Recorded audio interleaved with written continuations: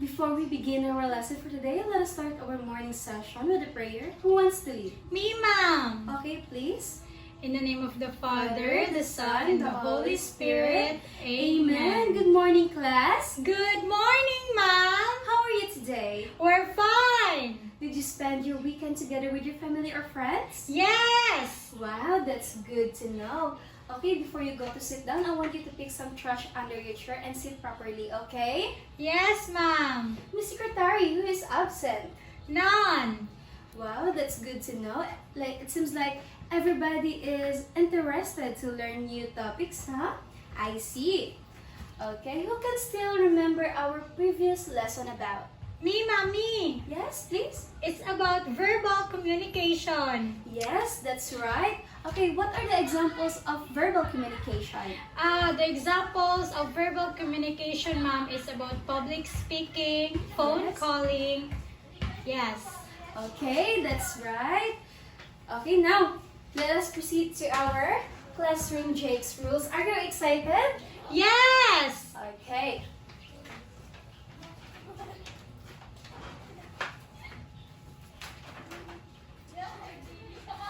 Please read our Jake's classroom rules. Classroom rules. Just be respectful. Always be on time. Keep a positive attitude. Encourage each other. Yes, you have to follow our Jake's classroom rules. But before everything, are you excited on our activity? Yes. Okay, our activity is called Guess My Actions. Okay, I will provide you a list of pictures that presented on the screen, and I want you to guess what actions are portrayed in the pictures. Is that alright? Yes, Ma'am. Okay. Okay. Okay, wait a minute, class.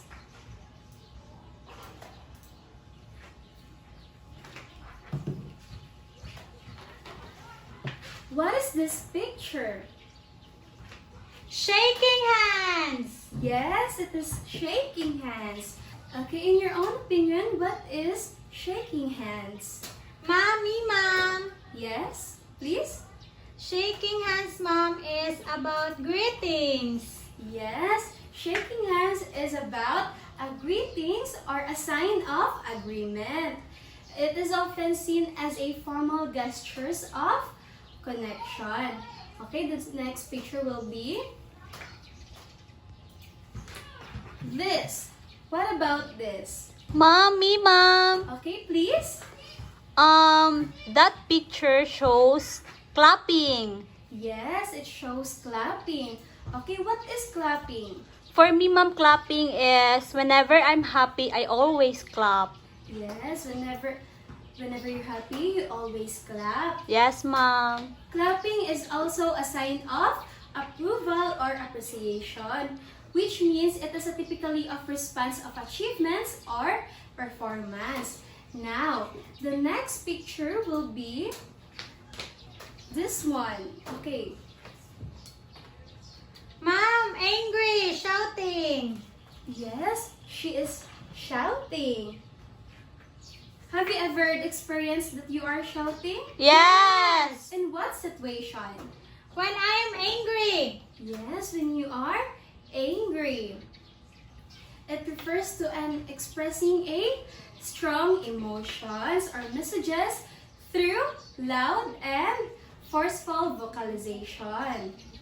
Okay, are we going to proceed in the next picture? Yes. Okay. How about this one? Mommy, Mom. Yes, please?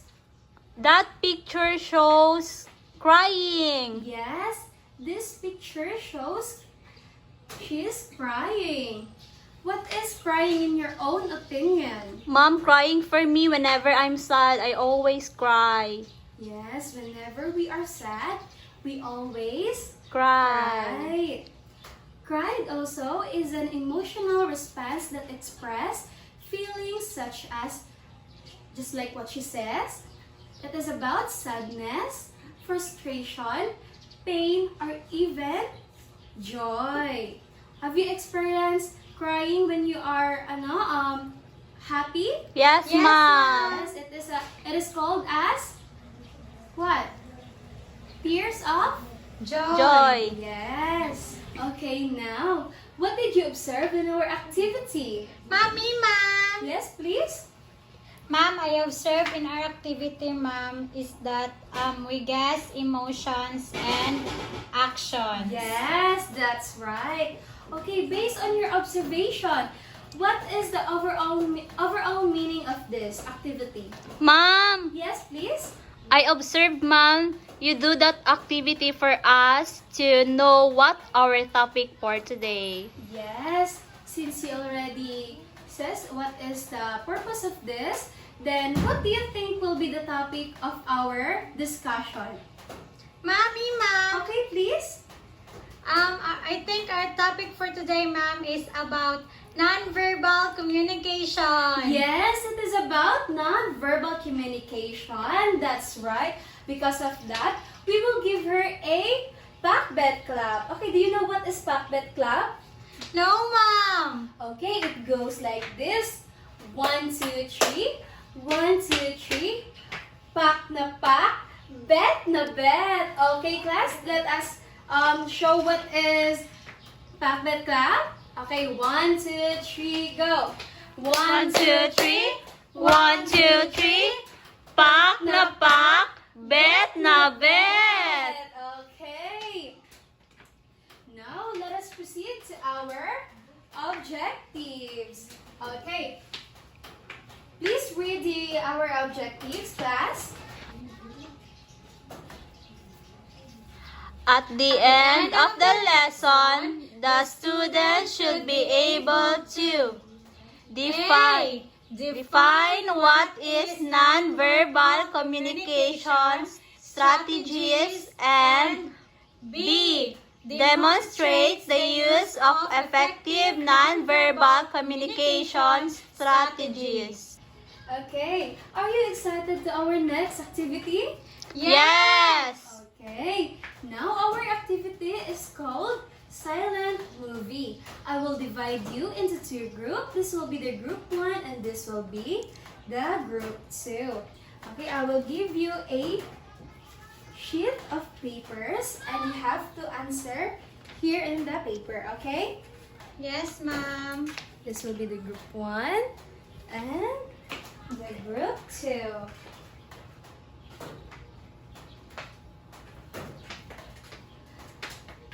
Okay, you have to watch this movie so that you can answer on the paper. Okay, wait a minute.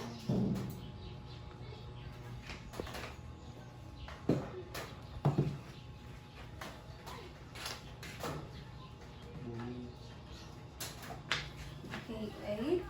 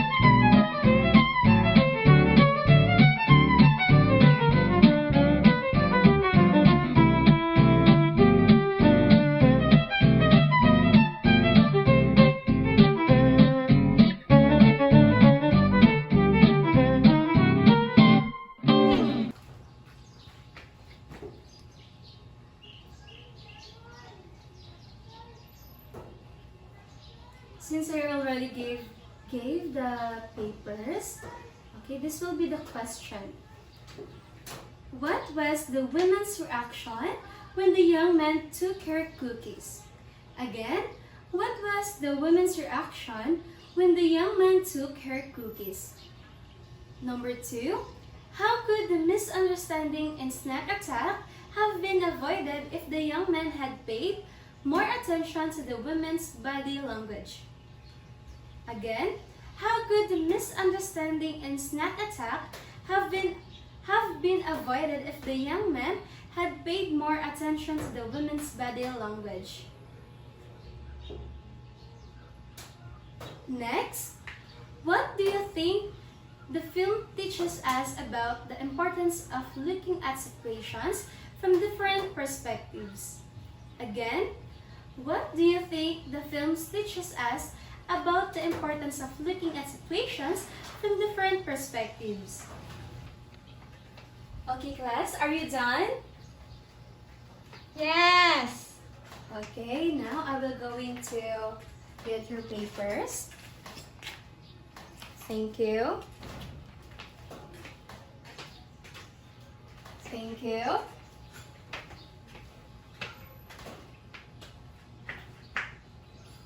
Now again, what is our topic for today? It is about Non-verbal communication. yes, it is about non-verbal communication.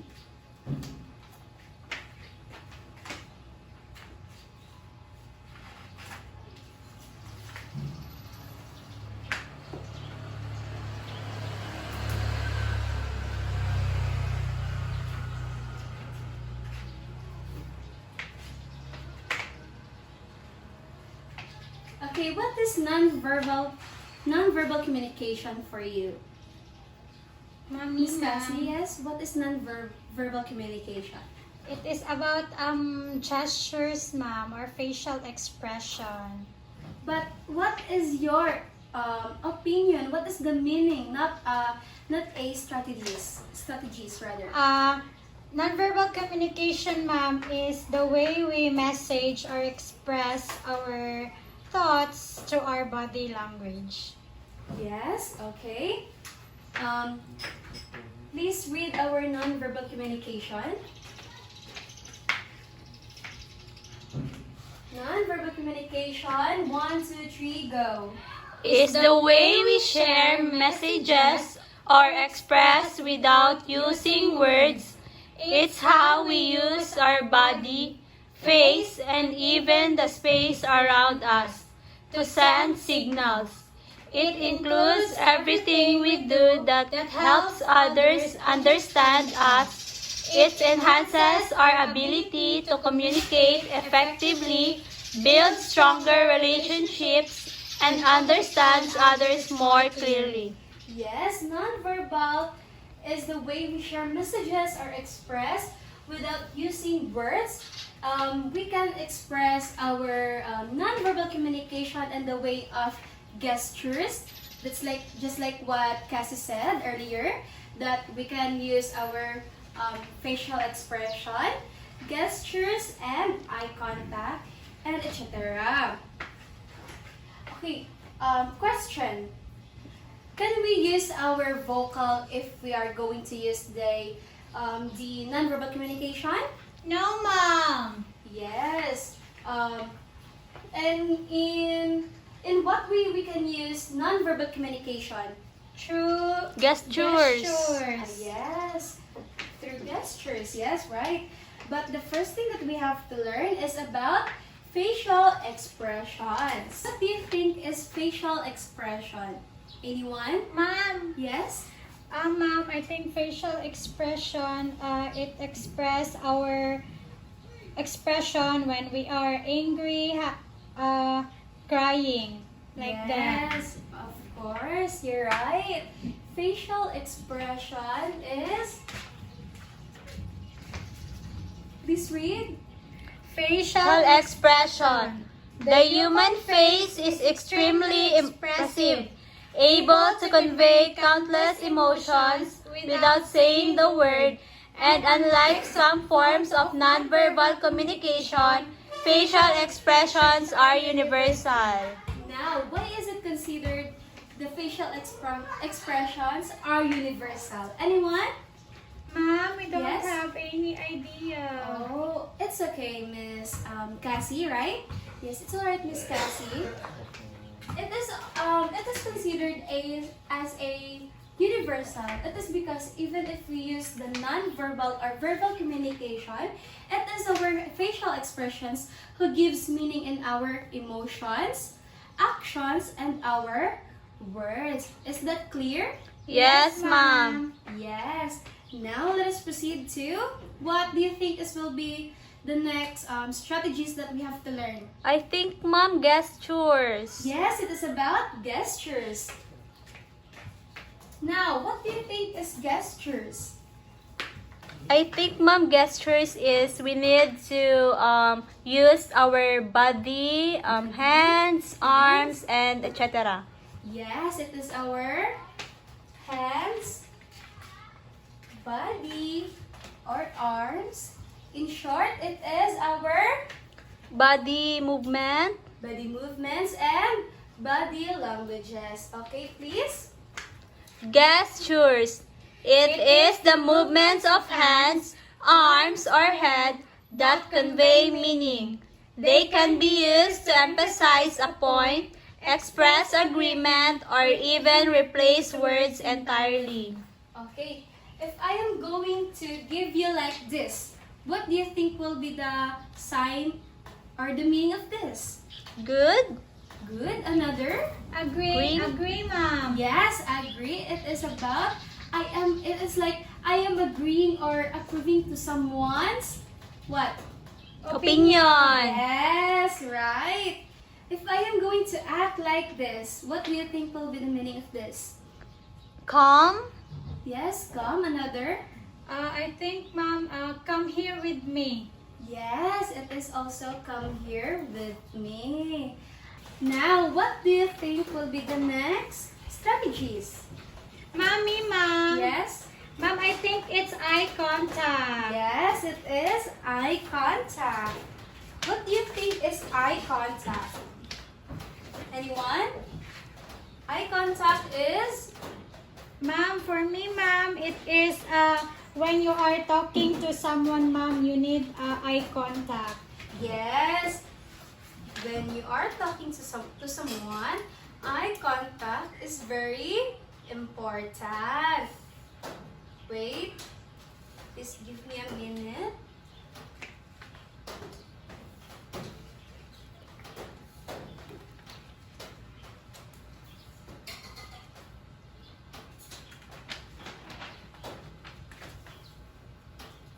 Okay, please read. Eye contact.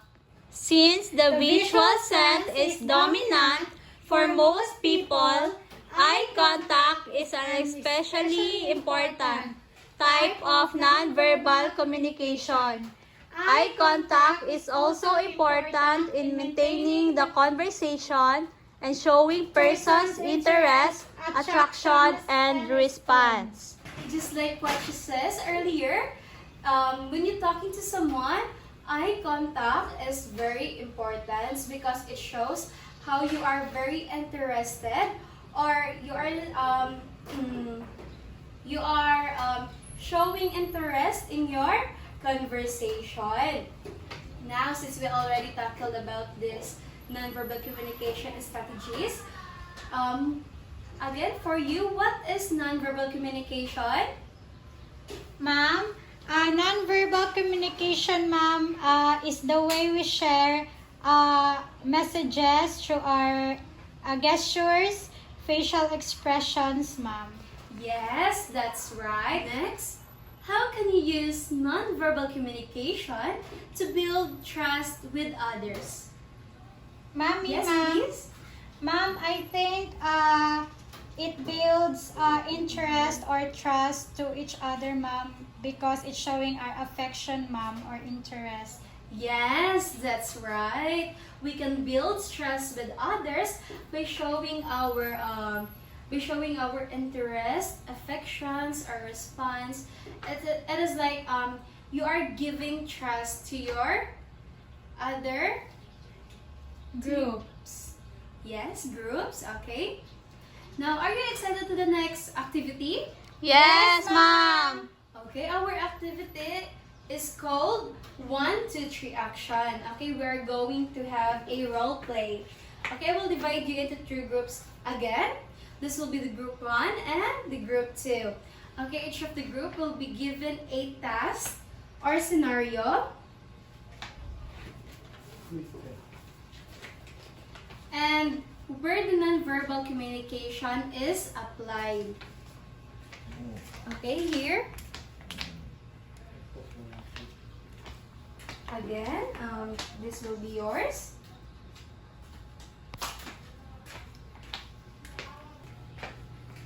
Okay, each of the group will choose 2 representatives. The scenario they will act must apply the nonverbal communication, and then I will only give you 1 minute for preparation, and then 2 minutes for 2 minutes for each role play. Okay, is that understood? Yes, ma'am. Okay. Now, please, you can prepare. I will introduce to you the criteria.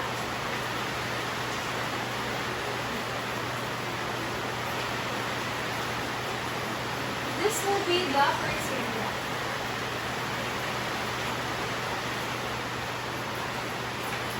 The first area is delivery for 40%, creativity 30%. I am expecting everyone that your role play will be so creative, okay? And the next one will be appropriateness is 30%. Okay, are we good? Are we good, class? Yes, ma'am. Okay. Now you can prepare your role play.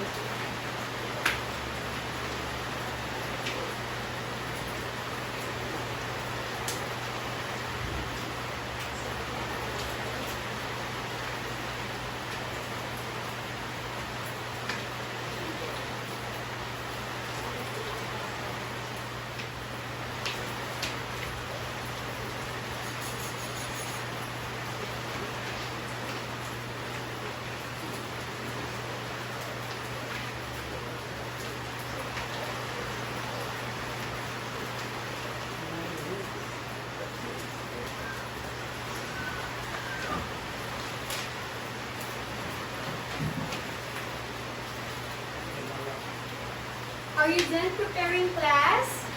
Yes, ma'am. Okay, let us start. It's on group 1.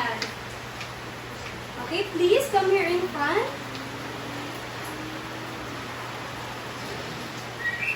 Wow, what a great job! You guys did well on your presentation. I am happy to seeing you being creative. Okay, the next one will be the group 2. Come here. Wow, what a great presentation from group 2. Everyone met my expectations. Each of you played the creativity well. Okay, how does the pregnant woman's posture and body language reflect her physical and emotional state? Ma'am, Yes?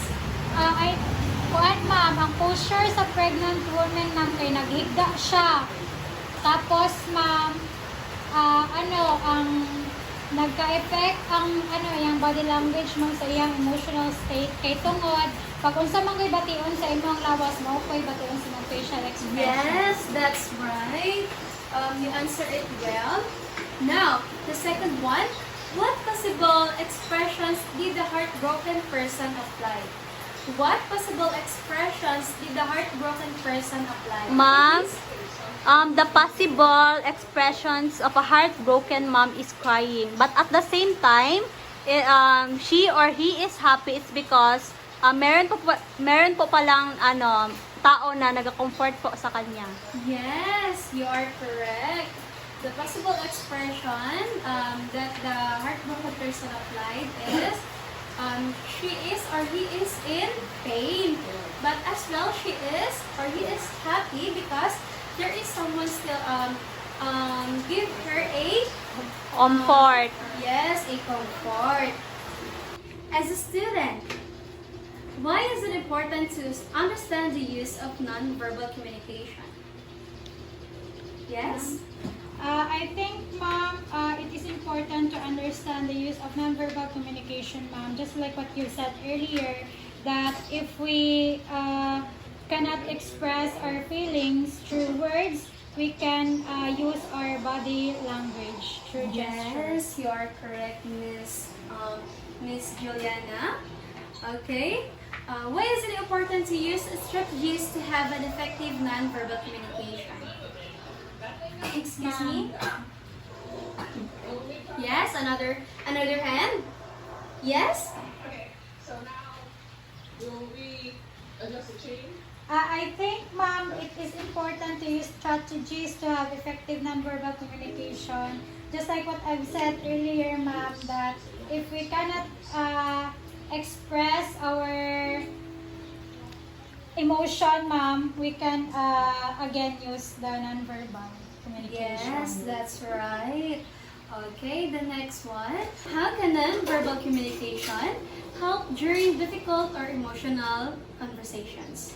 Again, how can nonverbal communication help during difficult or emotional conversation? Ma'am, Yes, please. nonverbal communication, ma'am, helps during difficulties, moms, in a way that if she or he cannot use in words or express in words, nonverbal communication helps um, give a message through facial expression, gestures, and eye contact, ma'am. Yes, right.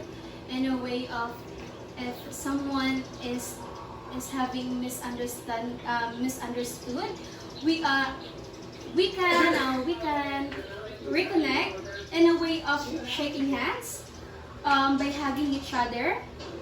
Am I right? Am I right, everyone? Yes, ma'am. Yes. Okay. How do you think nonverbal communication plays a role in conflict resolution?